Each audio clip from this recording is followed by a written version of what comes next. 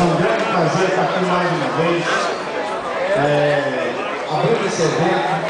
Eu tenho que falar que a FEP é uma festa da sociedade, é uma festa da nossa cidade.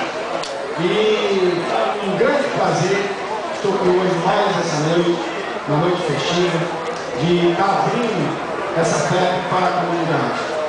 E para mim, para a CDL, para a CDL, é uma grande vitória da CDL essa FEP.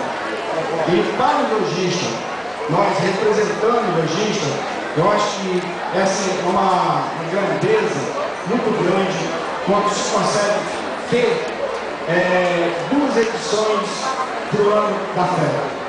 E a gente gostaria de agradecer muito a empresa que realiza, o Paulo, agradecer a todos os lojistas que estão aqui, que frequentam todo ano essa FEP, que está aqui junto conosco há 18 FEP, agradecer a todos que participaram da montagem e agradecer a presença de todos aqui. É um grande prazer para a CDL estar aqui junto com todos. Obrigado a todos.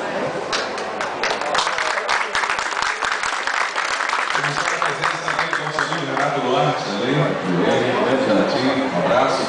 Deixa eu chamar agora aqui o idealizador da FEP, que começou em 1999, o empresário do bar Freitas Chagas. É ele que começou tudo isso. Vou chamar aqui à frente.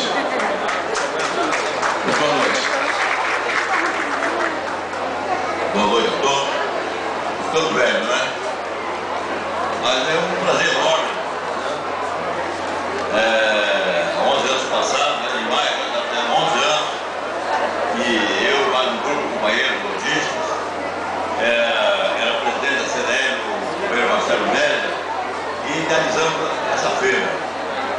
E hoje nós estamos aqui